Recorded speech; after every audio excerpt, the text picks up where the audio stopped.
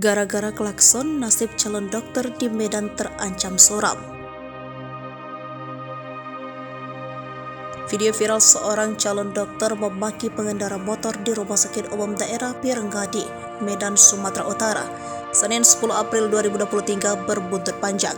Masa depan koas bernama Vladiniah Puluhulawa terancam suram. Pasalnya ia resmi dilaporkan ke polisi oleh suami dari pengendara mobil yang maki. Tak hanya itu, pihak rumah sakit juga sudah menetapkan saksi. Tukang parkir di rumah sakit tersebut kini jadi saksi kunci mana pihak yang salah. Petugas parkir yang berada di Rumah Sakit Umum Daerah Pirangadi, Fendi, mengatakan kejadian tersebut berawal dari kesalahpahaman parkir.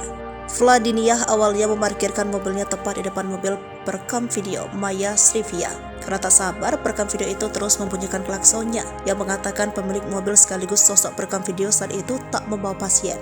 Menurutnya, wajar jika koas kesal karena selalu diklakson oleh perekam video sekaligus pengendara mobil tersebut. Usai cekcok, perekam meninggalkan lokasi dan mahasiswi koas langsung masuk ke Rumah Sakit Umum Daerah Pirangadi. Suami Maya, Burhanuddin, melaporkan kejadian tersebut ke Polsek Medan Timur dengan dugaan kasus penganiayaan terhadap istrinya. Ia mengaku sang istri mendapat tindak kekerasan dari Vladiniah, yakni pemaksa istrinya turun dari mobil. Burhanuddin juga menyebut Vladiniah menarik istrinya karena tak terima divideokan oleh Maya. Kapolsek Medan Timur Kompol Rona Tambu dan membenarkan laporan tersebut. Namun dia belum memperinci bentuk penganiayaan yang dialami Maya dan masih melakukan penyelidikan. Humas RSUD Pirangadi Edison Perangin-Angin mengatakan persoalannya itu dipicu masalah parkir. Pihak rumah sakit sudah memanggil koas yang bersangkutan untuk dimintai keterangan.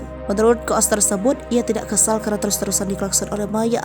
Kemudian terjadi perdebatan hingga akhirnya viral di media sosial.